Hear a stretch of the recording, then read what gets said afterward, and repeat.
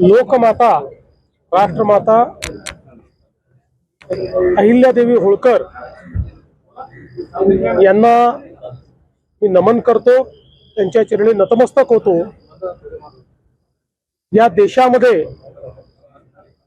ज्यांनी हिंदू अस्मिता जागृत ठेवली, ज्यांनी अनेक आक्रमणानंतर सनातन धर्म जिवंत ठेवला, ज्यांनी लोकशासन आणि लोकप्रशासन कसं असू शकतं याचं आदर्श उदाहरण छत्रपती शिवरायांच्या नंतर दिलं, अशा पुण्यश्लोक अहिल्यादेवी होळकर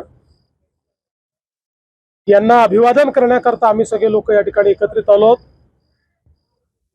मागील वर्षी आम्ही त्यांच्या 300व्या जयंतीच्या निमित्ताने चोंडीमध्ये मंत्रिमंडळाची बैठक घेतली। महाराष्ट्रातले जेवढी शक्तीस्थळ आहेत त्यांचं पुनर्निर्माण करण्याचा निर्धार आम्ही केला आणि मला सांगताना आनंद वाटतो की जे निर्णय इथे घेतले ती सर्व कामं आम्ही सुरू केलेली आहेत आणि इथलाही विकास आराखडा हा मंजूर झालेला आहे।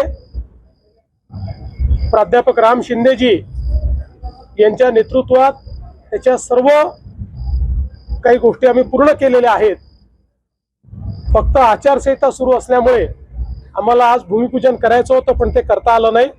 आचारसंहिता संपल्यानंतर आम्ही भूमिपूजन करू, पण मला असं वाटतं की खऱ्या अर्थानं ज्यांनी राज्य कसं केलं पाहिजे याचा आदर्श आपल्यासमोर ठेवला त्या पुण्यश्लोक अहिल्यादेवींना मी नमन करतो। जरांगे पाटील यांनी राज्य उपोषण मागे घेतलेलं आहे, कुठली आश्वासनं त्यांना आपल्याकडून दिली गेली आहेत? जी आश्वासनं दिली ती तुमच्या समोर आहे, कुठेही मागे आश्वासन दिलं नाही। त्यांनी स्वतः ती वाचून दाखवलेली आहेत, विखे पाटील प्रसाद लाड यांनी ती वाचून दाखवलेली आहेत। त्यामुळे सातत्याने मराठा समाजाला न्याय देण्याची भूमिकाच ही आमच्या शासनाची राहिलेली आहे, त्यानुसारच कारवाई केलेली आहे। कुठेतरी ऑडिट होणं गरजेचं असल्याचं आमदार रोहित पवार यांनी म्हटलंय। असं आहे की कशाचं ऑडिट केलं पाहिजे